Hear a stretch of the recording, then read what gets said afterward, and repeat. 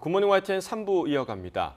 실리콘밸리 은행 붕괴 사태로 시장의 불안감이 가시지 않고 있는 가운데 인플레이션이 충분히 잡히지 않고 있다는 물가 지표가 나왔습니다. 금리 인상과 동결 사이에서 고민하고 있는 연준의 셈법이 더 복잡해질 전망입니다. 워싱턴에서 권준기 특파원입니다.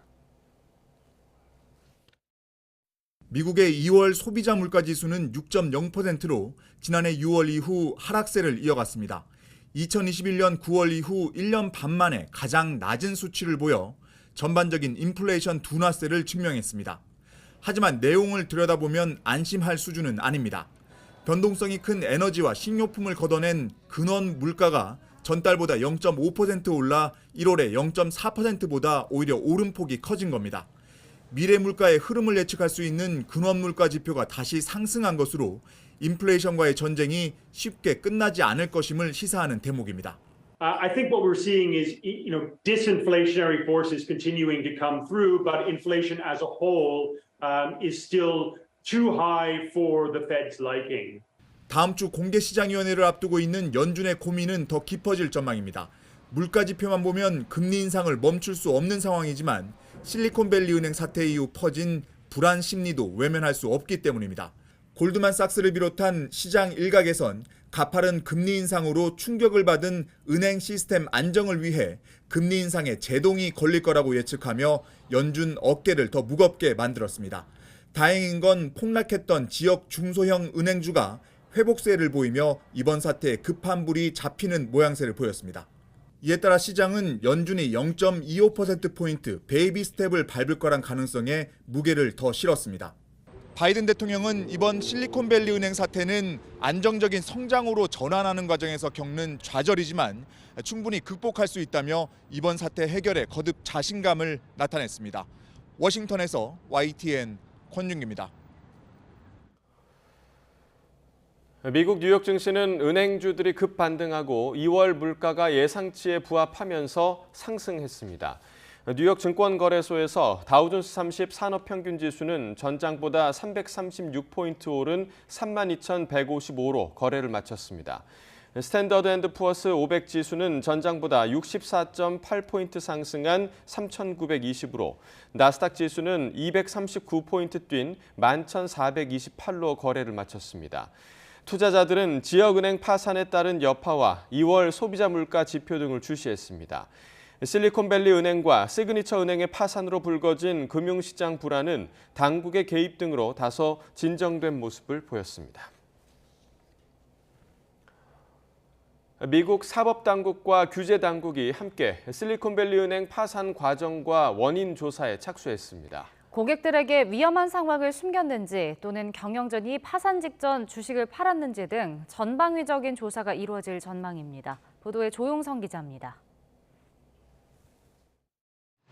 미국 법무부와 증권거래위원회가 하루아침에 문을 닫은 실리콘밸리 은행 조사를 시작했습니다. 우선 폐쇄 전 고객과 투자자들에게 위험성과 불확실성을 제대로 알렸는지 확인합니다. 특히 그룹 회장이 지난달 말 주식 옵션을 행사한 뒤 곧바로 매각해 30억 원의 순이익을 챙겼고 최고 재무책임자는 보유 지분의 3분의 1을 7억 5천만 원에 판 것으로 드러나 각각 조사 대상에 올랐습니다.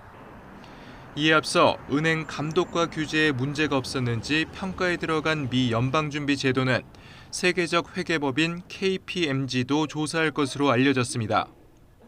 KPMG가 회계 감사 결과 두 은행에 적정 의견을 내고 감사 보고서를 승인한 지 2주 만에 차례로 무너졌기 때문입니다. 중소은행들의 주가가 급락과 회복을 오가며 급작스러운 확산은 제한되는 분위기지만 금융계에 떠도는 위기감은 가시지 않고 있습니다. 실제로 신용평가사 무디스는 미국 전체 은행 시스템의 등급 전망을 안정적에서 부정적으로 낮췄습니다. This is a $1 trillion question, right? What next? The one lesson that is clear from here is that, look, what systemic risk means is not necessarily predictable upfront. 실리콘밸리 은행의 주주들은 취약한 상황을 공개하지 않았다며 그룹 경영자들을 상대로 집단 소송을 제기했습니다. 이 밖에 증권거래위원회는 연쇄 파산한 은행뿐 아니라 위기설이 불거진 다른 은행들도 들여다볼 것을 시사하면서 미 금융권을 향한 조사는 당분간 확대될 것으로 보입니다. YTN 조용성입니다. 대중교통 마스크 착용 의무를 해제하는 새 지침의 구체적 방안이 오늘 발표됩니다.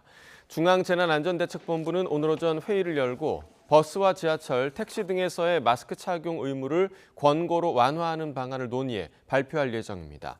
의무 해제 시기는 다음 주 월요일인 20일이 유력합니다.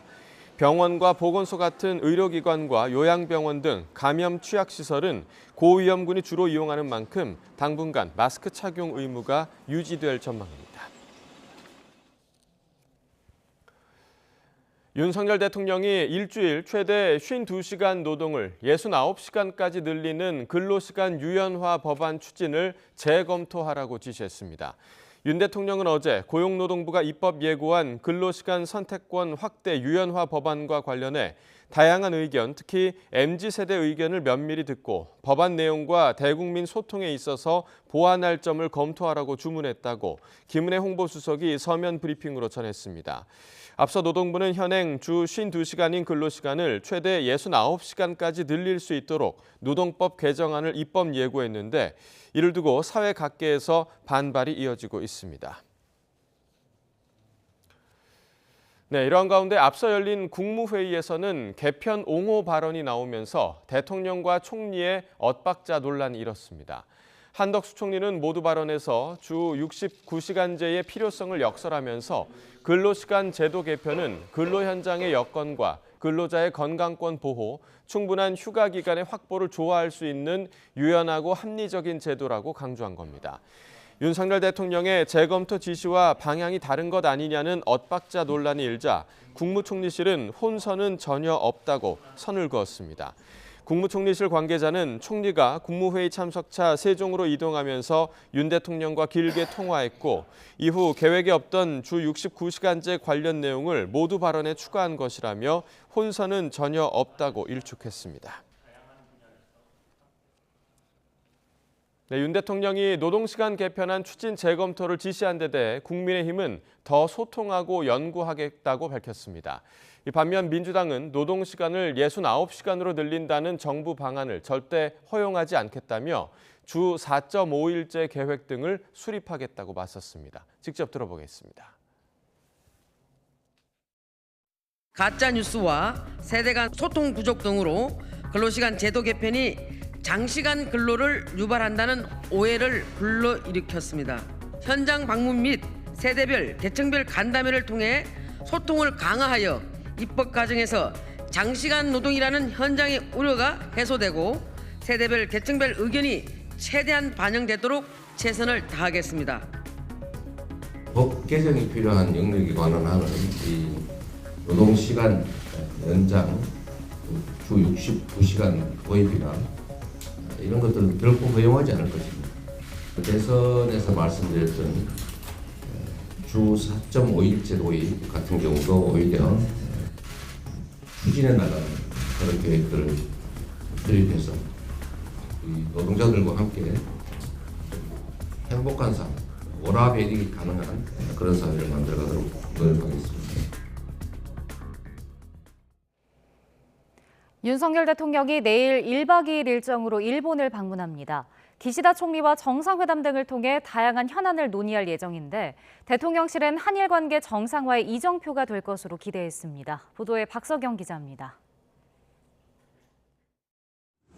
한일 정상 사이 양자 방문이 끊긴 지 12년 만에 윤석열 대통령이 1박 2일 일정으로 일본을 찾습니다.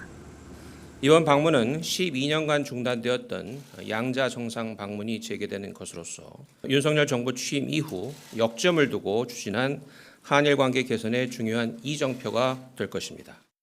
윤 대통령은 도쿄 도착 첫날인 오는 16일 기시다 후미오 일본 총리와 정상회담을 열고 만찬을 함께합니다.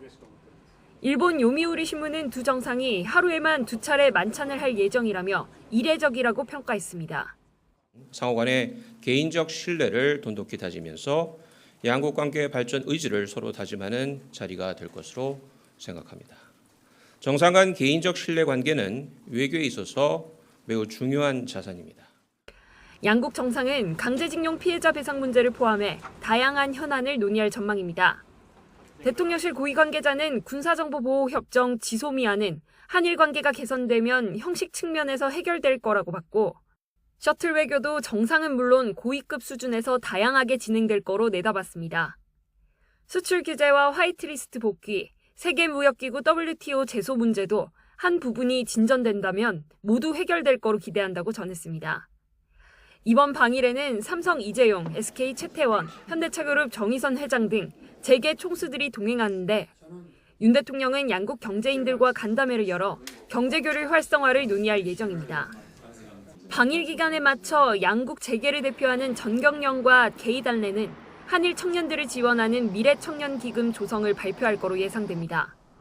배상금과는 별도인 자발적 기금인데, 강제징용 배상 책임이 있는 일본의 피고기업 미쓰비시 중공업과 일본 제철 등이 이 기금에 돈을 낼지 관심입니다. 일본 정부의 진정성이 의심되면서 강제징용 배상 해법을 둘러싼 부정적 여론이 확산하는 가운데 윤 대통령이 이번 일본 방문을 통해 진전된 성과를 내놓을 수 있을지 주목됩니다. YTN 박서경입니다. 기시다 후미오 일본 총리가 5월 히로시마에서 열리는 G7 정상회의 이후 올해 여름이라도 한국을 방문하는 방향으로 검토에 들어갔다고 교도통신이 일본 정부 관계자를 인용해 보도했습니다. 교도통신은 기시다 총리의 한국 방문 검토가 윤석열 대통령의 오는 16일에서 17일 일본 방문을 계기로 셔틀 외교를 재개해 한일 관계 개선에 속도를 내겠다는 의도라고 분석했습니다. 이번 셔틀 외교가 재개될 경우 2011년 12월 당시 이명박 전 대통령의 일본 방문 이후 약 12년 만입니다. 미 국무부가 한일 두 나라가 내일 정상회담을 개최하는 것과 관련해 미국의 확고한 동맹국인 한국과 일본 정상의 만남은 양자 관계를 진전시키기 위한 양측의 노력을 명백히 보여준다고 말했습니다. 네드 프라이스 국무부 대변인은 브리핑에서 우리는 한일 양국의 관계 개선을 촉구한 바 있고 이번 정상회담을 매우 환영한다며 이같이 밝혔습니다. 북한이 어제 황해남도 장현군 일대에서 지대지 전술 탄도미사일 2발을 발사했다고 조선중앙통신이 오늘 보도했습니다. 조선중앙통신은 서부전선의 중요 작전 임무를 담당하는 조선인민군 미사일부대에서 어제 9분대 교육을 위한 미사일 시범 사격 훈련을 진행했다고 전했습니다. 9분대는 대대 이하 부대를 일컫는 북한 말입니다. 조선중앙통신은 이어 발사된 미사일은 611km 떨어진 함경북도 청진시 청암구역 방진동 앞 목표 섬을 정밀 타격했다고 밝혔습니다. 북한의 어제 탄도미사일 발사는 한미 연합연습인 자유의 방패에 대한 대응 성격으로 보입니다. 미국 정부가 한미 연합연습인 자유의 방패를 전후로 북한이 미사일 도발을 벌인 것과 관련해 훈련에는 영향이 없다고 밝혔습니다. 존 커비 백악관 국가안보보장회의 전략소통조정관은 북한의 미사일 시험이 연합훈련을 방해하기 위한 목적인지 질문해 만약 그런 의도라면 실패할 것이라고 말했습니다. 커비 조정관은 자유의 방패 훈련은 어제 시작해 앞으로 상당 기간 이어질 것이라며 한국과 연합훈련에서 어떤 변화도 없다고 강조했습니다.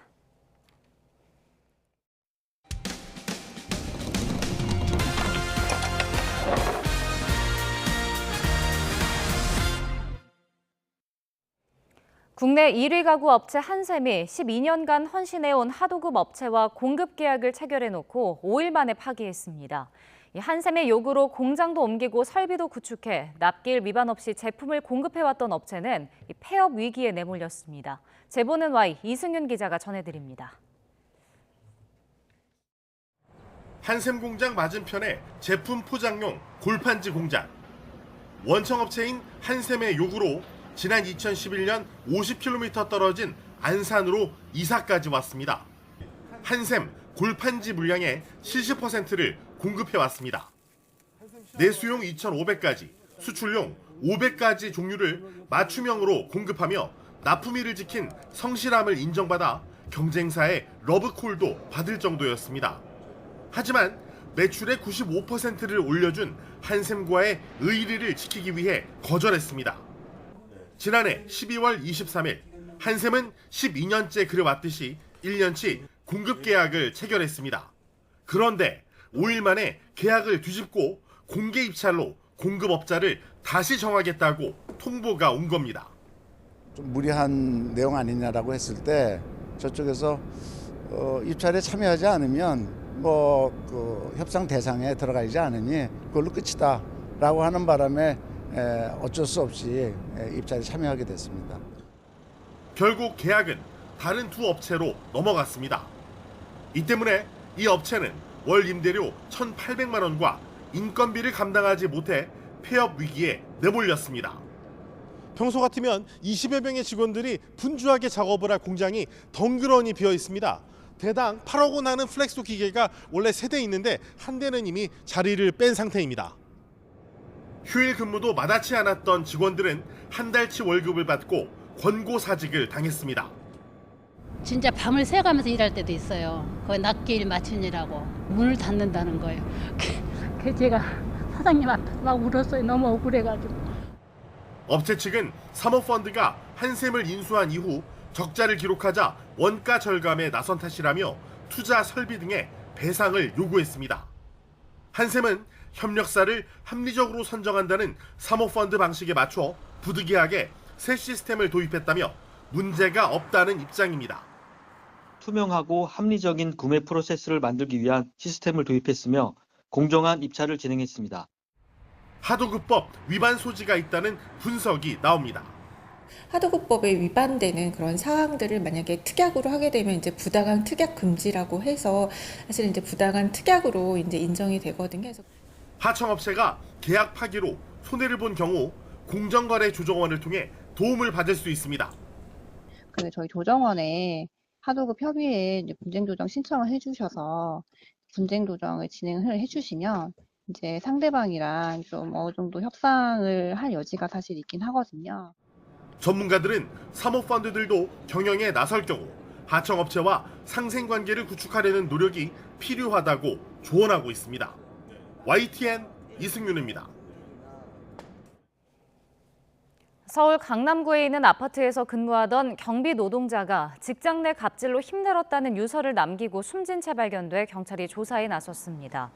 어제 아침 8시 20분쯤 서울 강남구 대치동의 한 아파트 주차장 인근에서 74살 경비원 박모 씨가 숨진 채 발견됐습니다.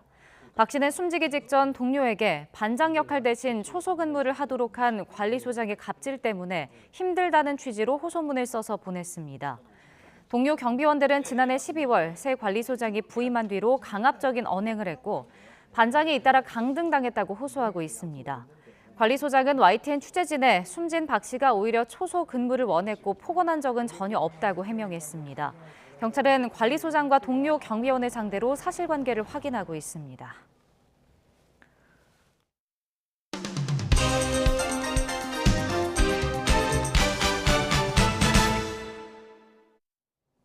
네, 3월 15일 수요일입니다. 오늘 아침 신문은 어떤 소식 다뤘는지 짚어보겠습니다. 이현웅 아나운서가 정리해왔습니다. 어서 오십시오. 안녕하십니까. 자, 첫 번째 기사 바로 보겠습니다. 자, 저희가 저출생과 관련해서 여러 문제들을 그동안 짚어봤는데 오늘은 어린이집 줄폐업 관련 기사가 실렸네요. 네, 그렇습니다. 동아일보를 보면 저출생으로 인해서 기존보다 원생 수가 줄어든 어린이집은 운영이 어려워지면서 규모를 줄이거나 문을 닫고 있다는 소식 전해지고 있습니다. 보건복지부에 따르면 전국 어린이집 수는 4년 만에 8,200여 곳, 약 21% 줄었고요. 그러면서 어린이집에서 일하던 보육교사들도 일자리를 잃고 있었습니다. 같은 기간 8,700여 명 줄어들었다고 합니다. 네, 기사를 보니까 하루아침에 일자리 잃은 보육교사들이 알바로 생계를 이어간다 이런 내용도 있어요. 네, 그렇습니다. 이미 어린이집을 나온 보육교사들은 당장 생계를 위해서 아르바이트를 하고 있는 실정이고요. 아직 어린이집에서 일을 하고 있는 보육교사들도 주위의 상황을 둘러보면서 이직을 준비하고 있다고 합니다. 문제는 앞으로인데요. 작년 합계 출산율이 역대 최저인 0.78을 기록한 만큼 앞으로 원생 수가 더 줄어들 게 분명하기 때문입니다. 한국보육교직원 총연합회 대표는 정부가 줄있는 해고 사태를 방관하면 안 된다고 말을 하고 있고요. 이에 대해서 복지부 관계자는 지금까지는 어린이집이 문을 닫으면 원생들에 대한 지원에만 집중해 왔다면서 이제는 해고된 보육교사를 위한 지원 방안도 마련하겠다고 밝혔습니다. 네, 어린이집엔 뭐 아이들만 있는 게 아니라 교사들도 함께 있는 거니까 당연한 조치인 것 같습니다. 다음 기사 보겠습니다. 자, 방금 전 뭐 저출생 문제와 함께 고령화 문제도 우리 사회에서 굉장히 심각한데 요즘 이게 굉장히 많아지고 있더라고요. 파크 골프장이요? 네, 그렇습니다. 파크 골프, 이른바 미니 골프라고 불리기도 하는데요. 잔디를 밟으면서 주변 풍광을 즐길 수 있다는 골프의 장점은 그대로 느끼면서 10,000원 이하의 가격으로 한두 시간 정도를 즐길 수 있기 때문에 장년, 노년층 사이에서 큰 인기라고 합니다. 이 수요가 많아지면서 파크 골프장 수도 크게 증가하고 있었는데요. 2019년 226곳에서 작년에 361곳까지 4년 동안 약 60%가 증가했습니다. 네, 이런 식으로 갑자기 많아지면 당연히 좀 문제도 생기기 마련이죠. 네, 그렇습니다. 개발 과정에서 허가를 받지 않는 등 절차를 어기는 경우가 발생하고 있고요. 또 모두가 이용하던 하천이나 공원을 골프를 치는 사람들만 이용하게 되면서 주민들의 반발도 크다고 합니다. 또 잔디를 관리하는 과정에서 농약을 사용하면서 하천이 오염될 수 있고 철새 등의 서식지가 파괴될 수 있다는 등의 우려까지 나오고 있습니다.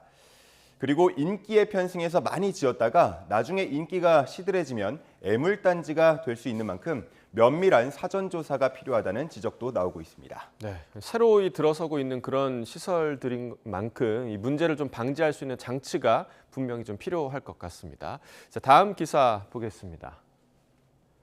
자, 저희가 지난번에도 꿀벌 관련 얘기를 한번 나눈 바가 있는 것 같은데 우리나라에서 뭐 올해도 지금 꿀벌 실종 사태가 이어지고 있죠? 네, 맞습니다. 작년에 이어서 올해도 꿀벌 실종이 계속되고 있는 걸로 나타났습니다.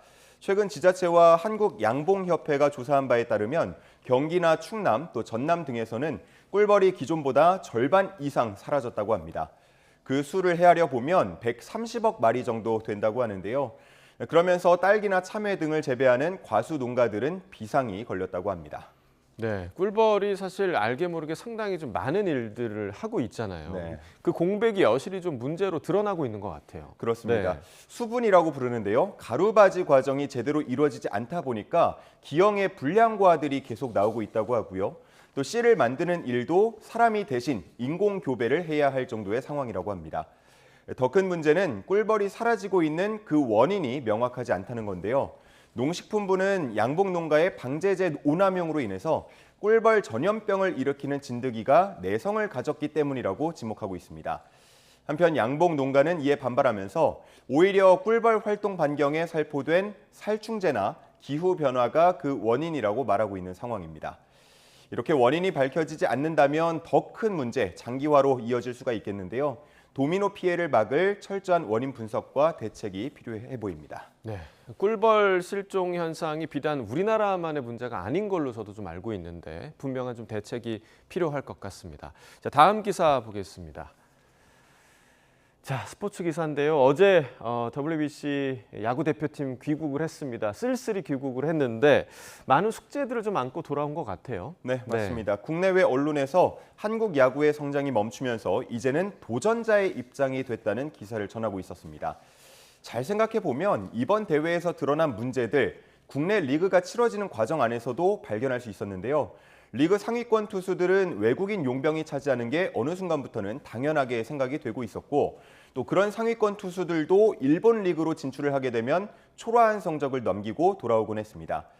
타자 분야도 마찬가지인데요. 2020년 MVP이자 4관왕 타자 로하스도 일본 리그로 진출한 2년 동안 뚜렷한 성적을 내지 못했습니다. 네, 결국에는 이제 투타 모두가 발전해야 한다라는 결론에 이르게 되는데 여기 기사에 보니까 고교 야구에 알루미늄 배트를 재도입해야 한다 이런 주장이 또 있어요. 네, 맞습니다. 네. 우리나라는 2004년부터 고교 야구에 나무 배트를 사용하고 있습니다. 아무래도 반발력이 알루미늄 배트에 비해서 낮기 때문에 투수에게 유리합니다. 그래서 투수들은 조금만 잘 던지더라도 주목받아서 성장이 멈추는 경우가 발생하고 타자들은 어떻게든 성적을 내기 위해서 공을 맞히는 데만 급급해지면서 거포가 실종되고 있다는 지적이 나오는 겁니다.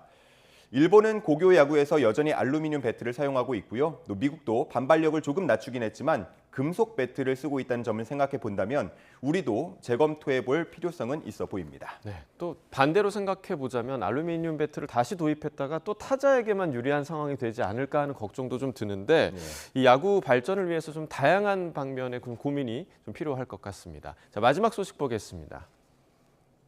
자, 대학가 소식인 것 같은데요. 자, 저도 먹어보고 싶은데요. 1,000원 아침밥이 생겨났나요? 네, 그렇습니다. 전국 40개 대학에 1,000원 조식 메뉴가 생겼다고 합니다. 일부에게 선착순으로만 제공하는 혜택인데요. 고물가에 허리띠를 졸라매던 학생들이 몰리면서 이른바 오픈런 현상도 나타나고 있습니다. 밖에서 사 먹으려고 하면 한 끼 평균 8,000원 이상이기 때문에 학생들은 아침밥을 거르는 경우도 많았다고 하는데요.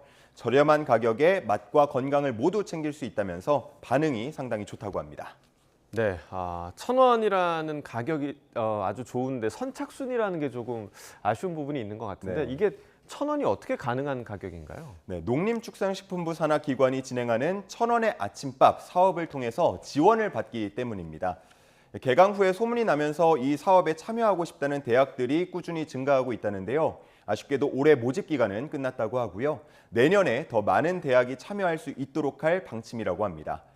한편 학생들의 반응을 본 대학들은 한편에서는 마음이 짠하다고 밝히면서 수혜 규모를 늘릴 수 있는 방안을 모색 중이라고 했습니다. 네, 고물가 시대에 정말 학생들이 부담을 덜 수 있는 하나의 방안인 것 같은데 더 많은 학생들이 좀 혜택을 입었으면 좋겠습니다. 굿모닝 브리핑 이현웅 아나운서와 함께했습니다. 고맙습니다. 감사합니다.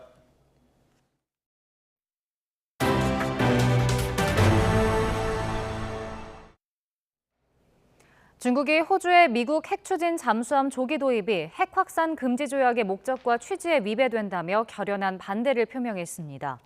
왕원빈 중국 외교부 대변인은 정례 브리핑에서 미국과 영국, 호주 세 나라가 지정학적 사익을 위해 국제사회 우려를 완전히 무시한 채 위험한 길로 가고 있다며 이같이 비판했습니다. 미국, 영국, 호주 3국의 안보동맹인 오커스는 그제 공동성명을 통해 2030년까지 미국이 버지니아급 핵추진 잠수함 3척을 호주에 수출하고 필요할 경우 2척을 추가 판매할 것이라고 발표했습니다. 중국은 또 한미연합 군사훈련에 대해 엄중한 우려를 표명하며 북한의 잇따른 미사일 도발을 재차 두둔했습니다. 왕원빈 중국 외교부 대변인은 한반도 정세가 오늘의 상황에 이르기까지 얽힌 문제는 명확하다며 이같이 주장했습니다. 이어 미국을 겨냥해 북한이 비핵화 조치를 취한 것에 대한 화답을 거부하고 오히려 대북 압박과 위협을 강화한 것이 주요 원인이라고 덧붙였습니다. 우크라이나 동부의 작은 도시 바흐무트가 이번 전쟁의 중요한 분기점으로 떠오르고 있습니다. 몇 달째 이어지는 공방에 사상자가 눈덩이처럼 불어나고 있지만 두 나라 모두 물러설 뜻이 없음을 분명히 했습니다. 보도에 유재복 기자입니다. 우크라이나 대통령실은 성명을 내고 바흐무트에서 철수하지 않기로 했다고 밝혔습니다. 대통령을 포함한 정부 관료와 군 지휘관들이 뜻을 모았다고 설명했습니다. Білогорівка і Мар'їнка, Авдіївка і Бахмут, Вугледар і Кам'янка та усі інші місця, де зараз вирішується, яким буде наше майбутнє. 우크라이나 동부 요충지인 바흐무트는 지난해 여름부터 러시아의 집중 공세를 받고 있습니다. 러시아가 동쪽을, 우크라이나가 서쪽을 장악한 채 한치도 양보 없는 공방이 계속되고 있습니다. 인명 피해도 눈덩이처럼 늘어 러시아군 사상자만 2에서 3만 명에 이를 것으로 보입니다. 러시아가 바흐무트를 차지하게 되면 도네츠크 전역을 차지할 수 있는 보급로를 확보하게 됩니다. 우크라이나 역시 봄 대반격을 앞두고 러시아군의 병력 손실을 최대화해야 합니다. 우크라이나의 바흐무트 사수 방침에 맞서 러시아 정부는 무기 생산을 독려하고 나섰습니다. Задача одна – это увеличение производительности труда, естественно, сокращение издержек, затрат в основном имеется в виду трудозатрат. 푸틴 러시아 대통령도 헬리콥터 생산 공장을 찾아 러시아 경제의 굳건함을 과시했습니다. 푸틴 대통령은 러시아의 존재를 위해 싸우고 있다며 전투 의지를 북돋웠습니다. YTN 유재복입니다.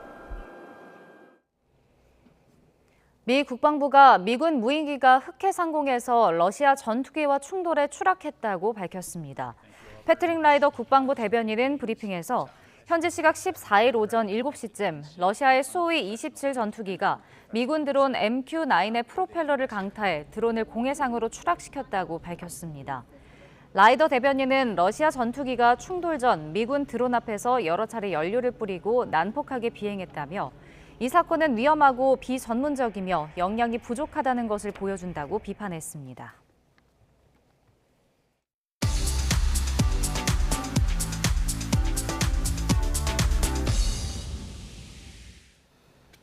네, 경제 소식을 빠르고 친절하게 전해드립니다. 오늘 굿모닝 경제는 주원 현대경제연구원 실장과 함께하겠습니다. 어서 오세요. 안녕하십니까.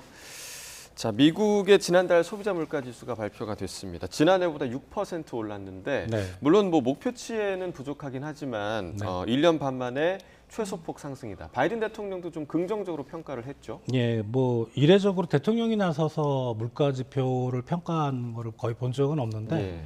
아마 이제 최근에 이제 미국의 은행들 사태 이제 그거를 가지고 좀 시장이 너무 불안해하니까 대통령이 나서서 직접 언급을 한 것 같아요. 뭐 큰 의미는 없는 것 같고 대통령이 말했다는 것 자체. 근데 물가 상승률이 지금 전달에 6.4였는데 6.0%로 떨어졌거든요. 그러니까 시장의 기대치하고도 부합을 했고, 그래서 조금 상당히 좀 긍정적이지 않나. 요러면은 이제 3월 이후로는 5%대로 확실하게 거의 진입이 될 것 같다는 그런 생각이 들고 있습니다. 네. 그래도 연준 목표가 이제 2%되니까 아직 그거보다는 훨씬 높은 거잖아요. 예, 맞습니다. 그러니까 문제는 이제 2%가 되면 확실히 이제 연준이 통화 정책을 완화할 가능성 이렇게 있는데 지금은 시장의 관심은 그런 좀 먼 미래보다는 이제 연준이 금리를 언제까지 올릴 거냐 이제 그게 관심이라서 사실 뭐 2% 목표치와는 상당히 격차는 있지만 이렇게 디스인플레이션이라고 하죠. 물가 상승이 떨어지는 게 이런 추세가 확고해지면 연준이 곧 물가 금리를 인상하는 그 뭐라 그러죠. 최대치가 확정이 될 거다. 이런 불확실성이 없어지는 게 이제 시장의 가장 큰 관심이라서 이제 그 부분이 중요하다고 보시면 될 것 같습니다. 네. 자, 미국에서 지금 뭐 실리콘밸리 은행 사태 때문에 이제 미국 행정부에서도 계속 괜찮다. 커버할 수 있다. 이런 식으로 지금 계속 안정을 시키고 있는 그런 상황인데 반면에 지금 무디스, 신용평가사 무디스에서는 미국 전체 은행 시스템의 등급 전망을 부정적으로 지금 낮췄습니다. 이 부분 어떻게 좀 보세요? 이제 무디스 신용평가 기관을 비롯해서 미국의 중앙은행 연준도 그렇고 또 이외 미국의 주요 이제 금융 감독 기관들도 그랬고 몰랐거든요. 이런 사태가 터질 줄. 그럼 그 말은 은행 내부에 뭐 각각 개별적인 은행 내부의 세부적인 어떤 자산 구조라든가 그다음에 예금을 받는 그리고 어떻게 대출을 해주는지 이런 거를 사실 꼼꼼히를 다 확인할 수가 없는 거고 또 미국은 이제 우리가 보통 들으면 아는 이제 큰 은행들 외에 지방의 중소은행들이 상당히 많아요. 그렇다면은 그거를 이제 아무도 모른다는 거죠. 또 어디서 이런 사태가 터질지. 그래서 그런 불확실성을 미국의 전반적인 은행 시스템을 무디스가 평가를 하면서 등급을 조금 낮춘 걸로 생각이 됩니다. 네. 자, 그런가 하면 그 전날에 폭락했던 은행주들이 이제 반등을 하면서 뉴욕 증시도 그렇고 유럽 증시도 이제 오늘 상승 마감을 했죠. 네. 이제 주목할 거는 이제 나스닥 시장이 좀 포인트였죠. 왜냐하면 실리콘밸리라는 데가 어떤 기술 기업들이 많고 기술주들이 많이 이제 상장된 시장인 나스닥인데 나스닥이 좀 반등을 했다라는 건데 아직은 불안합니다. 지금 1달락이 되는 모양새긴 하지만 여전히 지금 실리콘밸리 뱅크가 파산한 가장 근본적인 원인은 고금리거든요. 예. 이런 고금리 상황이 아직은 어떻게 될지 모르니까 또 이런 상황이 또 발생할 수 있고 그러면 항상 금리가 높을 때는 이제 기술 기업들이 어렵습니다. 기술 기업들이라는 게 다른 이제 기존 성숙된 기업들보다는 부채 비율이 상당히 높고요. 처음에 스타트업을 하게 되면 이제 자금을 끌어다가 이제 기업을 운영해야 되니까 이제 그런 부분 생각할 때 나스닥 시장이 반등을 했지만 우리가 조금 더 좀 지켜봐야 될 아직은 좀 불확실하다 이렇게 판단이 됩니다. 네, 정말 이렇게 일단락이 될 것인지 또 아니면 또 파장이 커질 것인지 좀 지켜봐야겠고요. 자, 국내 소식도 보겠습니다. 윤석열 대통령이 최대 주 69시간 일할 수 있도록 하는 정부 근로시간 개편안 재검토하라고 지시했습니다. 입법 예고까지 했는데 지금 네. 재검토 얘기가 나온 거거든요. 이 부분 좀 어떻게 보세요? 일단 여론이 좀 안 좋아졌어요. 네. 그러니까 제가 알기로도 이제 이번 69시간 제도의 취지는 뭐냐면 총량적으로는 근로시간을 유지하되 좀 바쁠 때는 69시간까지 일할 수 있고 바쁘지 않을 때는 그 늘어난 부분을 줄일 수 있고 이런 건데 사실 이제 69시간이라는 것만 지금 부각이 된 거거든요. 예. 그러니까 대통령실에서 말한 것처럼 홍보나 소통이 안 됐던 거죠. 그리고 지금 우리 기업들, 뭐 보통 큰 기업들 보면은 새로운 문화가 있는데 이게 노조가 이제 복수 노조가 있다 보니까 MZ 세대들, 좀 젊은 층을 중심으로 노조가 만들어지는데 이 MZ 세대들이 만든 노조에서도 반대를 하고 있는 겁니다. 상당히 예상보다 좀 여론이 나쁜 쪽으로 흘러가고 있고 그래서 그런 부분을 고려해서 기존에 이제 입법한 거를 입법하려고 했던 거를 이제 대통령이 나서서 이거를 좀 바꾸든가 아니면 홍보를 통해서 국민들과의 어떤 공감대를 넓히든가 이런 코멘트를 한 것이지 사실 이 제도 자체를 입법을 안 하겠다 이건 아닌 것 같고요. 예, 아무튼 소폭 좀 조정은 있을 걸로 생각이 됩니다. 어제 그 이미자 의원이 이 제도에 대해서 오해가 많이 쌓였다 이런 발언을 했거든요. 네. 이게 오해가 쌓인 게 맞습니까? 총량으로 근로시간이 이제 연간 기준으로 잡는다면 똑같다면 오해가 쌓인 건 맞죠. 예, 맞는데 또 한 가지 문제가 뭐냐면 예를 들어 이제 우리가 연차도 사실은 제대로 못 쓰는데 여기 내용에 보면은 일을 많이 했을 때는 그거를 쌓아놨다가 나중에 휴가를 쓴다. 이런 게 젊은 층에서는 참 정말 콧방귀를 끼는 거죠.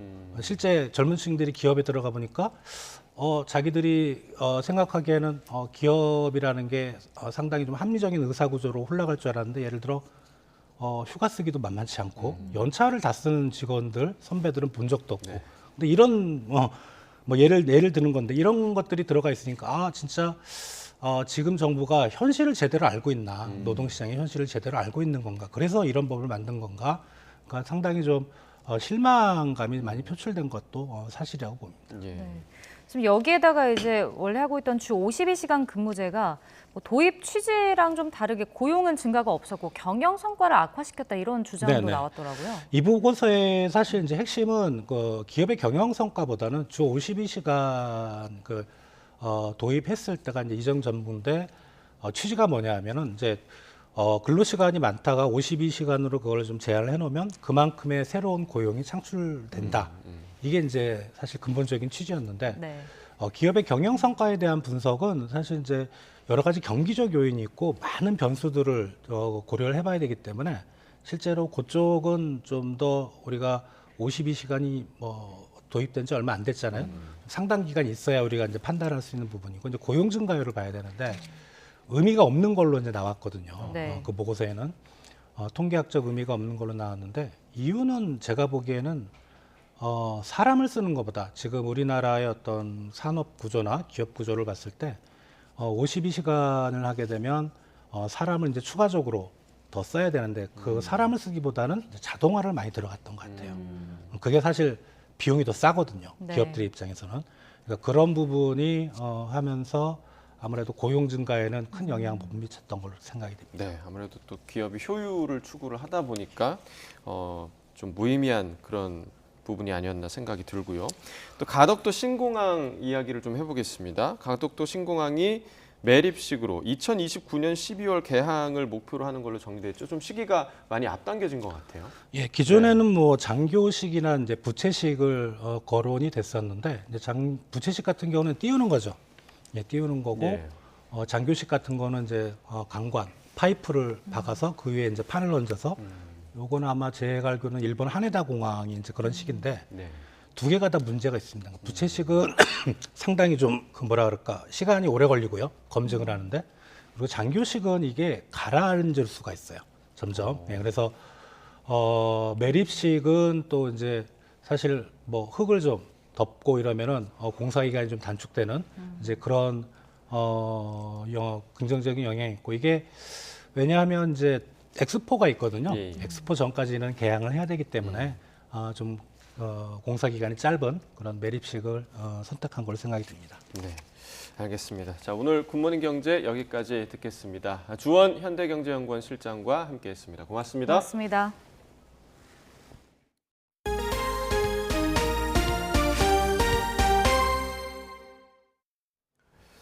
대법원이 추진하는 압수수색 영장 신문 제도에 대한 의견 수렴 절차가 어제 마무리됐습니다. 검찰과 경찰에 이어 공수처까지 반대 의견을 내놓은 가운데 대법원이 어떤 최종안을 내놓을지 주목됩니다. 보도에 김다연 기자입니다.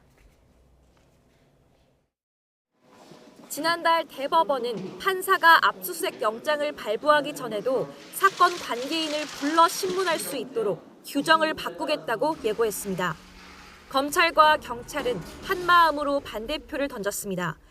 압수수색은 신속함이 생명이란 겁니다.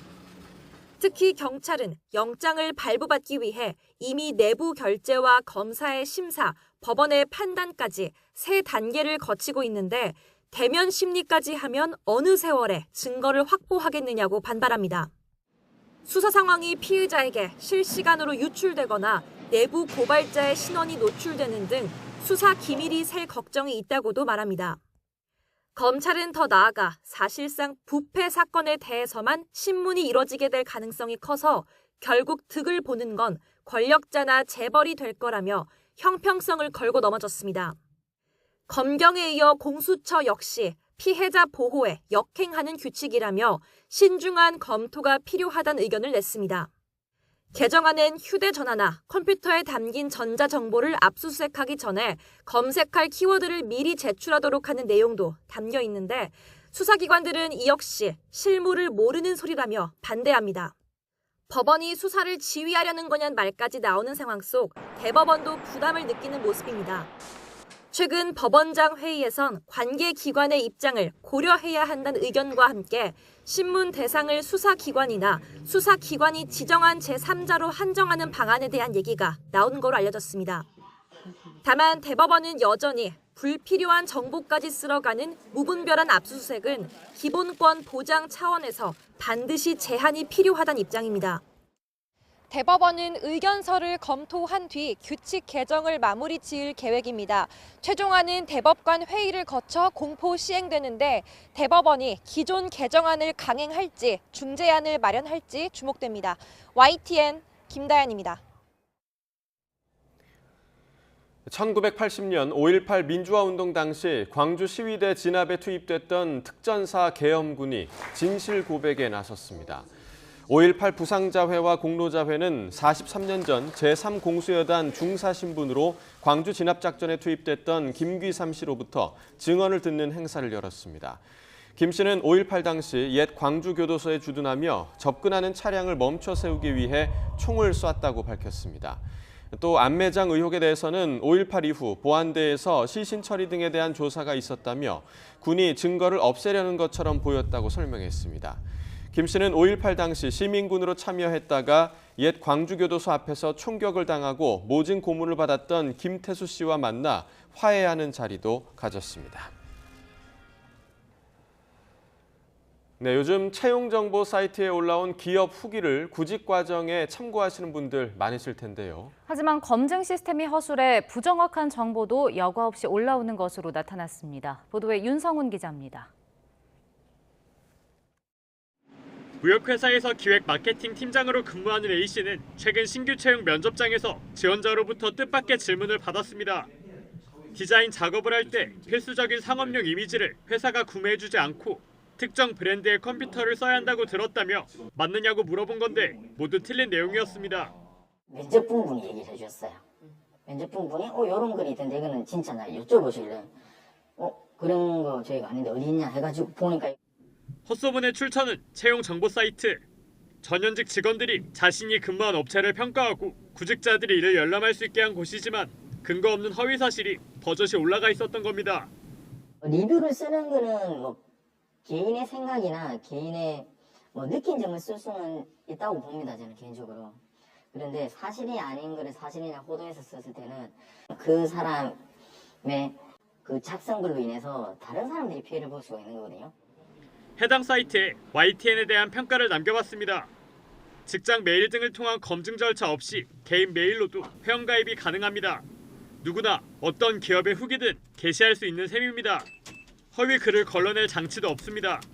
휴가를 아예 사용하지 못한다는 등 거짓 후기도 그대로 올라갔고 일부 항목에 대해서만 더 자세한 내용이 필요하다는 이유로 등록이 거절됐습니다. 결국 신뢰성을 담보할 수 없는 글을 토대로 기업 지원 여부를 판단하게 되는 취업 준비생들도 피해를 입을 수 있는 상황입니다. 좋은 기업인 줄 알았는데 평을 보고 별로 안 좋다 싶을 때 생각보다 좋지 않은 기업이구나, 별로 가고 싶지 않다라는 생각까지 했던 것 같긴 해요.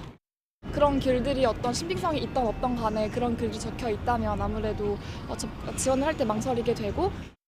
채용 정보 사이트를 운영하는 업체 측은 후기의 신뢰도를 높이겠다며 올해 상반기 안에 시스템을 개선해서 작성자가 실제로 해당 기업에서 일하는지를 직장 의료보험 가입 여부로 확인하겠다고 밝혔습니다. 그러나 거짓 또는 악성 후기 자체를 막을 방법은 아닌 만큼 이 부분에 대한 보완 역시 필요해 보입니다. YTN 윤성훈입니다. 기본소득당 용해인 대표가 사적으로 김포국제공항 귀빈실을 이용한 것으로 드러났습니다. 용 대표는 지난 9일 부모와 배우자, 아들을 데리고 제주 여행을 가며 공항 3층 귀빈실을 이용했습니다. 한국공항공사 귀빈실 운영예규 제4조는 공무 관련 일정일 대로 사용 대상을 한정하고 있고 신청자의 부모는 포함되지 않았습니다. 공사는 이 사실을 뒤늦게 파악하고 공항 라운지를 이용 요금을 용의원에게 내도록 했습니다. 기본소득당은 용의원이 신청서 양식에 공무 외 사용이 있어 이 항목에 표기했는데 그대로 승인돼 문제가 있는지 몰랐다고 해명했습니다. 어제 오후 2시 반쯤 충남 금산군 부리면 야산에 불이 났습니다. 산림당국은 인력 90여 명과 헬기 4대 등을 투입해 2시간여 만에 불길을 잡았다고 밝혔습니다. 이번 산불은 양봉 소독 과정에 난 화재가 산불로 이어진 것으로 추정됐습니다. 어제 낮 1시 40분쯤 강원도 홍천군 영귀미면에서 산불이 발생했습니다. 산림당국과 소방당국은 산불 진화 헬기 1대를 비롯해 장비 22대와 인력 75명을 투입해 진화 작업을 벌여 30여 분 만에 불을 모두 껐습니다. 소방당국은 정확한 화재 원인을 조사하고 있습니다. 길에서 나무를 팔던 60대가 구청 노점 단속 요원과 승강이를 벌이다 중상을 입었습니다. 피해자 측은 단속 요원이 아직 제대로 된 사과 한 번 하지 않았다며 경찰에 고발했습니다. 보도에 오태인 기자입니다. 울산 신정시장 인근 인도. 나무를 팔고 있던 60대 여성 A씨에게 한 남성이 다가가더니 소쿠리를 집어듭니다. A씨는 비닐봉지를 뺏기지 않으려고 안간힘을 쓰고 몸이 엉키는 순간 바닥에 넘어집니다. 충격이 심한 듯 한참을 앉아서 어깨를 매만집니다. A씨는 어깨가 골절되는 중상을 입었습니다. 저희가 이제 의사 선생님한테 물어보니까 전 70주 이상 이런 식으로 말씀을 하셔가지고 갈비뼈 부분은 포함이 됐는지 안 됐는지 모르겠어요. 가족은 A씨가 그날 이후 불안과 불면증 같은 정신장애 증세도 보인다고 전했습니다. 또 다치게 한 단속요원의 사과도 없었다며 경찰에 고발했습니다. 본인 당사자가 와서 어머니한테 사죄를 하고 해야 내가 마음이 좀 덜 놓이는데 막상 오늘 또 면담을 했는데 당사자는 없어요. 논란이 일자 울산 남구는 단속요원들은 기간제 공무원과 사회복무요원이라고 밝혔습니다. 또 2개월 전부터 여러 번 계고 조치했고 사건 당일에도 계고했다고 설명하면서 단속 업무 자체는 공무상 정당한 행위라고 덧붙였습니다. YTN 오태인입니다. 어제 이강철 감독이 이끄는 우리 야구대표팀이 쓸쓸하게 귀국했습니다. 오랜 시간 대표팀을 이끌었던 고참 주축 선수들은 이번 WBC를 끝으로 잇따라 대표팀 은퇴를 선언했습니다.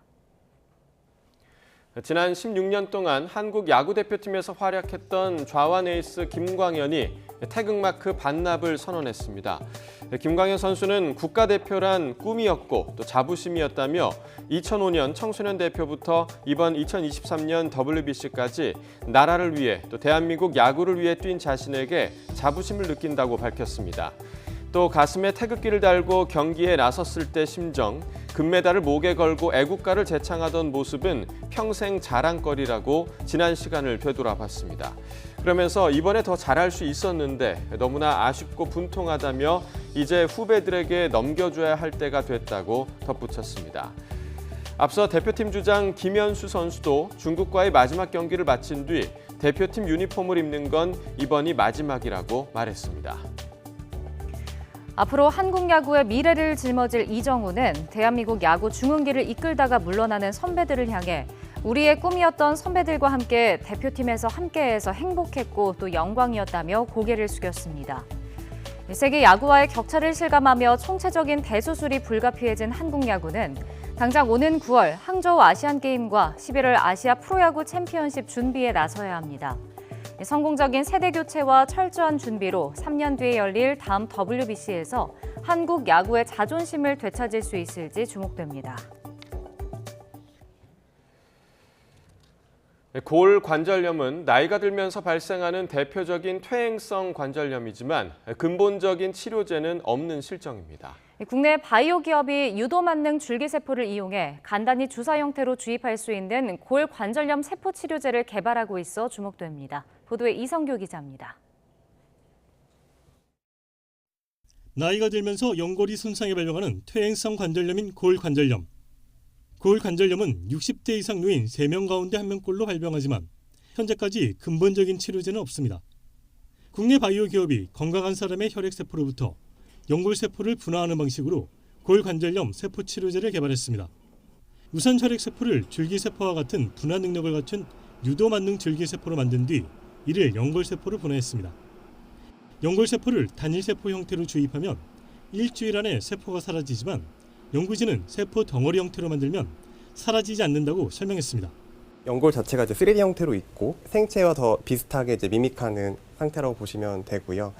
그리고 실제로 같은 세포수로 2D 세포와 3D 세포를 가지고 연골 분할을 해봤을 때 3D 형태가 더 우수한 성능을 보는 것을 확인할 수 있습니다.